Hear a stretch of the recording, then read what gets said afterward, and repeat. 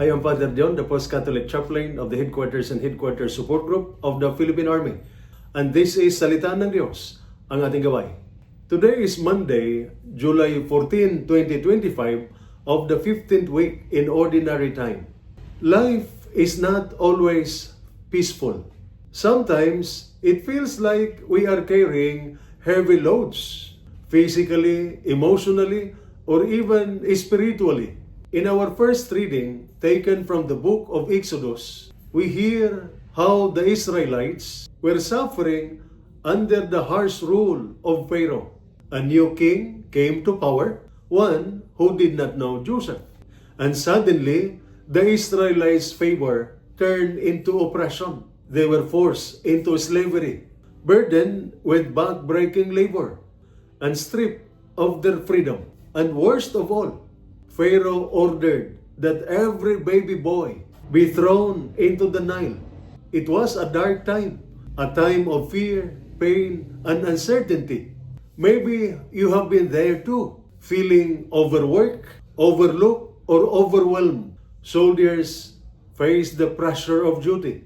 Families deal with separation and sacrifice. And sometimes, life just feels unfair.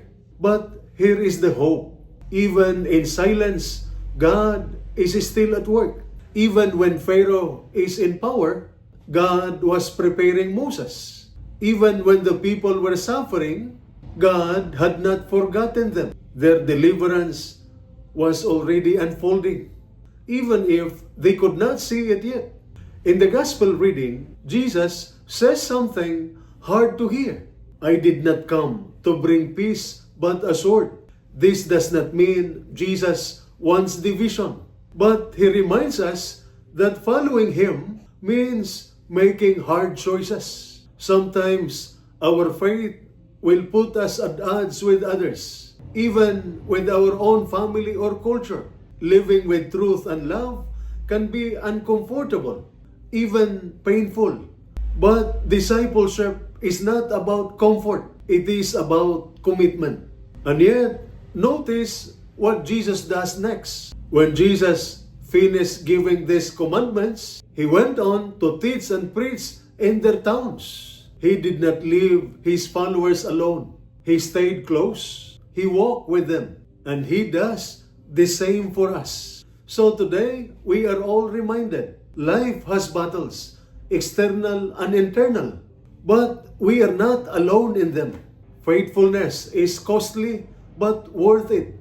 Even when people oppose us, when we stand for what is right, we stand with Christ. To the soldiers burdened by orders, the parent exhausted from sacrifice, the student carrying silent anxiety, God sees your struggle, and He is not done with your story.